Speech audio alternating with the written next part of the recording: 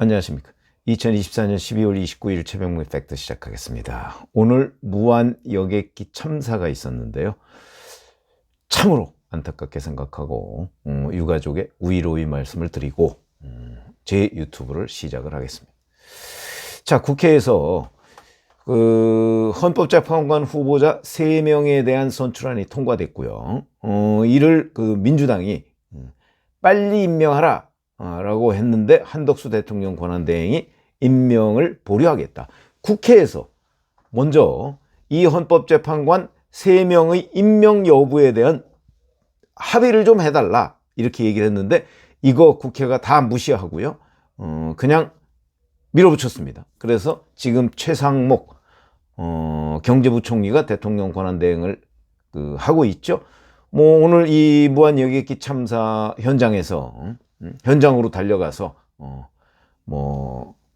비상 상황을 지금 수습하느라 동분서주하고 있습니다.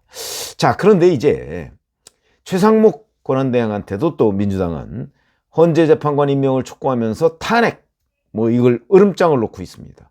그 이유는 9명 완전체가 돼야 대통령 탄핵 결정을 할 수 있다 이런 계산법인 것으로 보입니다. 인용을 하든 기각을 하든 그게 훨씬 더 정당성이 있다. 아마 이런 판단인 것으로 보입니다. 그만큼 헌재재판관 9명 완전체라는 데에 민주당이 굉장히 목을 메고 있다. 이렇게 볼 수 있는 대목이죠. 왜 그럴까? 6명에서도 헌재는 심리가 가능하다. 이렇게 얘기를 해왔는데 이런 비밀이 풀릴 수 있는 그런 보도가 SBS에서 나왔습니다. 저도 이 보도가 어디까지 사실일지는 확신이 없지만 상당한 정도로 근거가 있는 것 아닌가? 이런 생각을 하게 됩니다. 무슨 얘기냐면 지난 11월 달에 그러니까 비상계엄 선포되기 전이죠. 헌법재판관이 그때도 6인 체제였습니다. 10월 중순부터 지금까지 계속 6인 체제가 유지되고 있죠. 그런데 심리가 거의 끝난 사건에 대해서 선고를 하려고 11월에 헌재 재판관들이 모였는데 이때 이 중에 한 명이 이제 종국 결정, 그러니까 선고죠. 6인 체제로 선고를 할 수 있느냐에 대해서 이견을 밝혔다는 거죠. 이게 SBS 취재 내용입니다. 취재 내용을 보면 이런 겁니다. 종국 결정까지 내리는 것이 헌법 정신과 합치하는지 확신이 없다. 또 공석 상황이 발생한 지 한 달밖에 지나지 않았는데 곧바로 종국 결정을 하는 건 역시 성급하다. 이런 취지의 의견을 냈다는 거죠. 그러면 6명이 있는데 이 6명 중에 한 명이 지금 6명 체제가 된 지 한 달밖에 지나지 않았고 그 다음에 6명이 과연 선고를 할 수 있느냐에 대해서 확신이 없다. 이러면서 반대를 하는 바람에 11월 선고가 이루어지려고 했던 것이 미뤄졌다. 요게 지금 보도의 요지입니다. 이게 왜 중요하냐면 만약에 이런 식이라면 윤석열 대통령 탄핵 심판 선고를 할 수 있을까요? 이거하고 곧바로 직결되기 때문에 이 보도가 중요하다. 그럼 이 보도는 어디까지 사실이냐? SBS는 이 보도를 기정사실화하고 있는데 나머지 언론 매체들이 지금 이 SBS의 보도를 이제 언론계에서는 받는다고 하거든요. 사실로 확인되면 이제 자기네들도 그 기사를 쓰는 거죠. 지난 11월에 이런 일이 있었다더라. 이제 쓰는데 아직 그 기사를 받은 곳이 없습니다. 지금 이틀이 지났는데 확인이 안 됐다는 얘기로 보입니다. 근데 저는 이게 사실 개연성이 꽤 있다고 보는데 그게 근거가 뭐냐? 기자들이 계속 이 6인 체제로 윤석열 대통령의 탄핵 심판 선고를 할 수 있을까에 대해서 질문을 합니다. 그럼 그때마다 헌재 공보관은 논의 중이라고 얘기합니다. 논의 중이다. 그리고 문영배 헌법재판소장 권한대행도 이 질문을 받으면 심리가 가능하다고 얘기를 합니다. 심리와 선고는 다릅니다. 그렇죠? 심리가 가능한 거는 지난번 이진숙 방송통신위원장 관련해서 원래 심리는 헌법재판소법 심리는 9명 중에 7명 이상이 출석해야 가능하거든요. 그 조항에 대해서 일단 가처분을 받아들여서 그 조항을 일정 기간 효력 정지를 시켜놨기 때문에 가능한 겁니다. 심리가. 근데 선고까지 가능한지는 그때 확실하게 언급을 하지 않았거든요. 그러면 지금까지도 헌재는 계속 논의 중이다. 뭐 이렇게만 얘기를 합니다. 그러면 언제까지 논의 중이냐? 이것만 봐도, 그리고 문영배 소장 권한대행도 보면 계속해서 심리가 가능하다고 얘기를 하지 선고가 가능하다고는 얘기를 안 합니다. 심리와 선고가 이렇게 차이가 있다. 그런 점으로 보면 이 SBS 보도가 사실이기 때문에 그래서 선고를 못하고 있는 것 아닌가. 그리고 현재 그 한 명이 아직 설득이 되지 않고 있는 것 아닌가. 저는 이렇게 분석을 합니다. 분석을. 자, 우리 이런 거 한번 생각해 보시죠. 그러니까 아직도 견해 차이를 좁히지 못했다. 그때 11월에 이 한 명의 헌법재판관이, 자, 우리가 6명 체제가 된 지 얼마 되지 않았는데, 그러면 이 사람은 6명 체제가 된 지 시간이 많이 흐르면 동의한다는 얘기인지 애매하죠.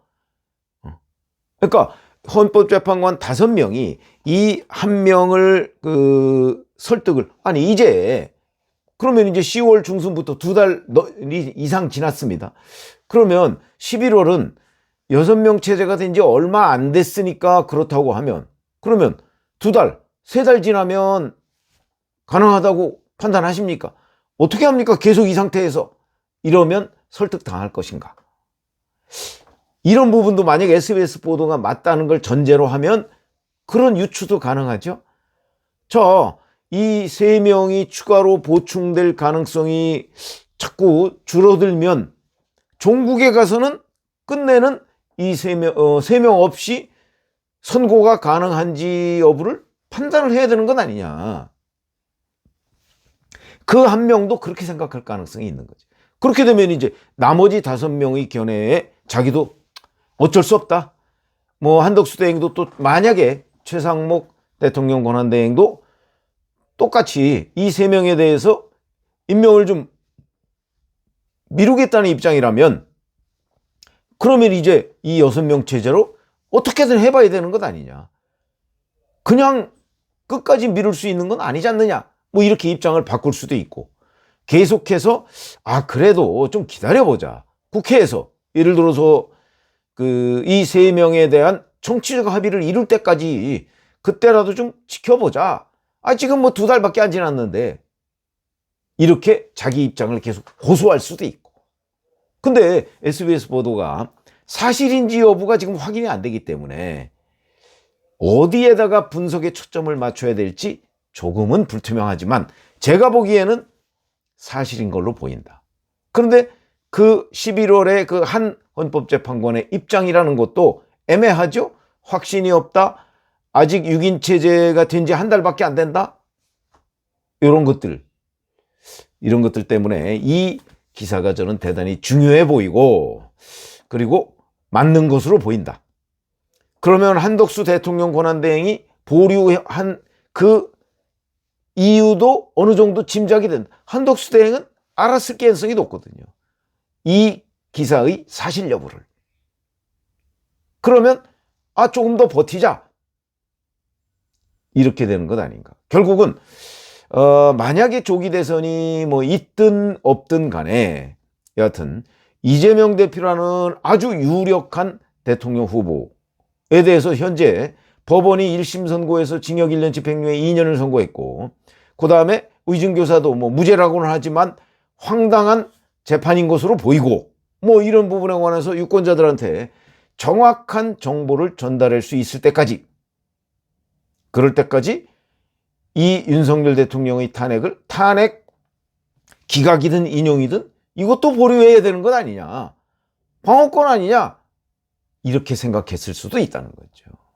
그래서 결국 여야 합의가 이루어지기 때까지 이 헌재 재판관 3인을 보충하지 않겠다 하는 한덕수 대통령 권한대행의 결정은 아마 이런 것들을 종합적으로 판단한 때문이 아닐까? 그렇다면 언제 9명의 완전체를 이룰 것인가?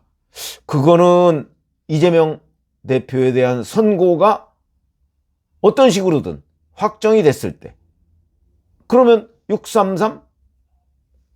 그러면 뭐 내년 한 3월, 4월쯤에 확정이 되고 2심이 되고 2심이 그리고 나서 뭐 한 6월이나 이때쯤에 대법원에서 최종 확정이 되고 난 뒤에는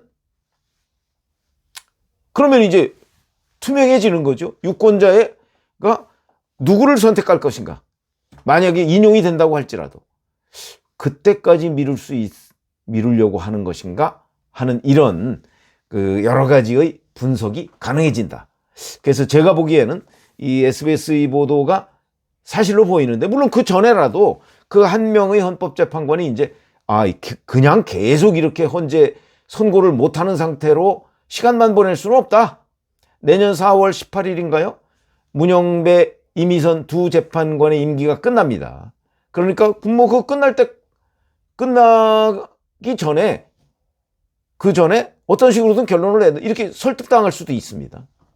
뭐 그래서 그 부분을 한번 지켜보되, 여하튼 조기에 SBS 보도가 맞다면 조기에 윤석열 대통령 탄핵 심판에 대한 결론이 나오는 것은 어렵지 않은가.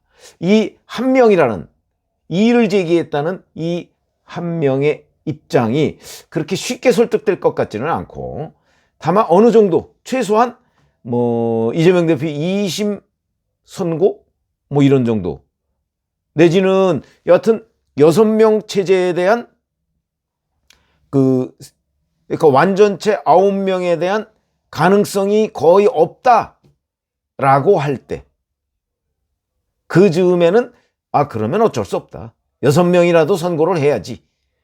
이렇게 이제 마음을 바꾸는 것, 이런 것이 필요한 시점? 뭐 대개 그때쯤에 뭐 결론이 나는 것 아닌가. 그래서 하여튼 이 기사는 우선 맞느냐 하는 부분이 첫 번째 관심이고요. 맞는다면 그러면 헌재 재판관 그 한 명은 언제쯤 입장을 바꿀 것인가, 바꾸지 않을 것인가. 이게 대단히 중요하게 되는 거죠. 그거에 따라서 뭐 윤석열 대통령이 탄핵 심판에 대한 선고가 이루어질 것이냐, 결정이 이루어질 것이냐, 이루어지지 않을 것이냐. 이게 판가름 나는 것 아닌가.